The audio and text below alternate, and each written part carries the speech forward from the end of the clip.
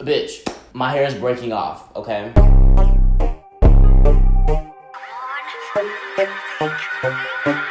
What is up, you guys, and welcome back to my channel. So I want you guys to stop right here, make sure that you're subscribed to my channel, make sure that you leave a thumbs up on this video. Just do that real quick and we'll be straight. This is catered for like my subscribers that are like in school, in high school or college, etc. I really don't want to make this intro really long, but I do have a quick disclaimer. I did bleach my hair back in December, as you guys may know. I bleached my hair. I went to like a honey blonde. It was like a really dark looking blonde, or maybe like a really light brown. It was one of the two, whatever you want to call it. I don't know if you guys know or not, but when you bleach your hair, when you lift your hair and you go to like those really light shades, like your blondes and stuff like that, you're supposed to go back to the salon every 6 to 8 weeks to get your color retouched and just, you know, make sure your color stays vibrant, make sure that your curl pattern still stays intact and all that. I didn't do all of that. February earlier this year, I did use box dye. I used a brand. I wish I remember the name of it because I'd tell you guys to stay away from it. It fucked my hair up. It wasn't for natural hair, and typically when I use box dye, I only use, it's one brand and it's catered for natural hair. I did not do that. Yeah, whatever brand I use a jet black. Every single time I dye my hair jet black, bad things happen. My hair was fucked up. I noticed a lot of you guys have been asking, like in the comment section up under my videos, some of y'all are like, oh, your hair, it's not growing. It looks like it's not growing. Are you cutting your hair?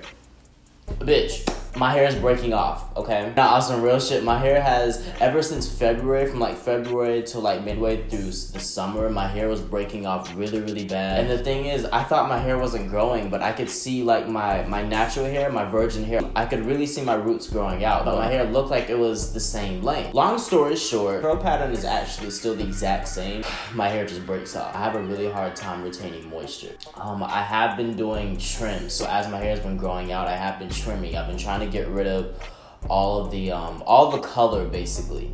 Wherever I can see color, I'm just trying to get rid of it. Some things in my routine have changed. Yeah, without further ado, let's just go ahead and just, you know, get into the video. So typically, like all my other hair routines, I start in the shower. Damn, I didn't even bring the product in here. Hold on. So when I'm washing my hair in the shower, I like to just wring out all the excess product. I like to go in with my Olaplex. I haven't been using Olaplex consistently up until maybe a month ago. That's when I really started using it consistently. And I've noticed a tremendous difference in my pattern. The elasticity in my hair is much better. It feels more like my hair, you feel me? It's a bond builder, so it's going to hair strengthen and just hydrate your hair. Now, my favorite thing about this shampoo is a little goes a long way. Literally, like the littlest droplet will lather up in your hair so quick. It doesn't have any sulfates and it cleanses my hair really well without leaving it too dry. I like to follow up with Olaplex number 5, their bond maintenance conditioner. And a cool trick that I learned when I was purchasing these products from Cosmoprop, I was speaking with the licensed stylist and she was like Diva Curl certified. How crazy that. I met her in the Diva Curl aisle and she told me this little trick. And so basically what you do is you take like a section of your hair and then you like wrap your fingers around it, and then however big your little hole is,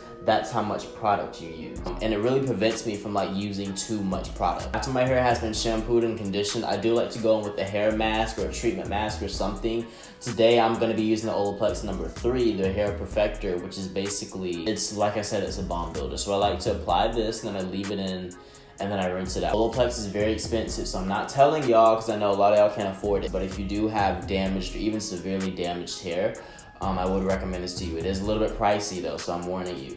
However, for my people who take care of their hair and don't use box dye, I'd really recommend Canon G's apple cider vinegar shampoo. And as far as a conditioner, any conditioner is sufficient enough as long as it doesn't have any silicones or anything. And if it's easy to detangle your hair and it leaves your hair moisturizing, use it. Use what you have, honestly. For styling products, I've really been loving the Zotos All About Curls line, and I've used just about all of this styling cream. This is really like this is probably like one of my favorite styling creams. So just like I said, you can kind of use what you have. That's what I've been doing. I've just been using whatever's been lying around. A lot of my styling creams are really moisturizing and they really define the hair, so I can kind of get away with using whatever. So for today, I'm using the All About Curls High Definition Gel. It gives you like a nice hold, but it's not crunchy at all. And the way I like to apply my gels is I like to take like maybe this much, like a dollop size amount, and I like to really run it into like the ends of my hair. That's really what I like to do now. I like to massage the majority of my product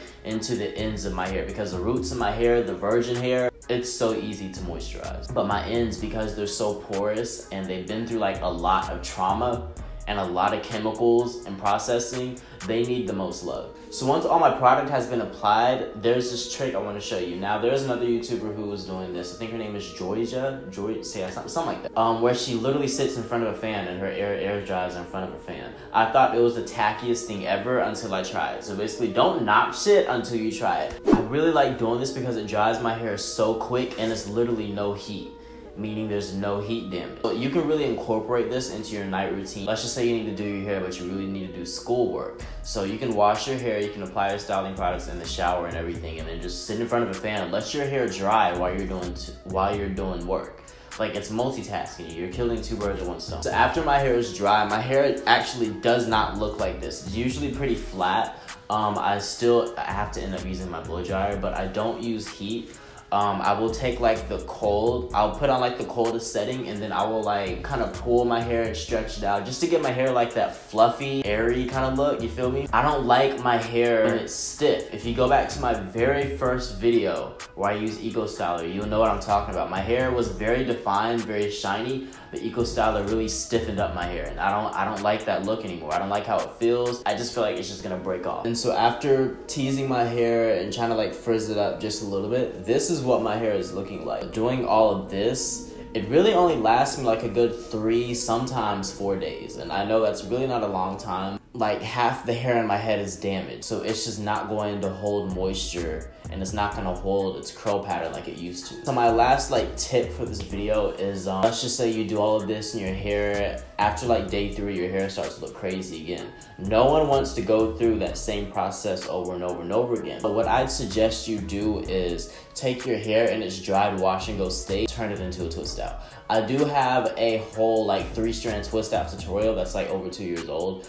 I was gonna show you guys, you know, my steps and my process for doing that in this video, but I felt like it'll be kind of redundant because nothing has changed. And then also, I don't really do twist outs like that anyway. My second day hair, I typically don't have to do anything. I'll just kind of like re-wet it just a little bit to reactivate the product, and I'm good.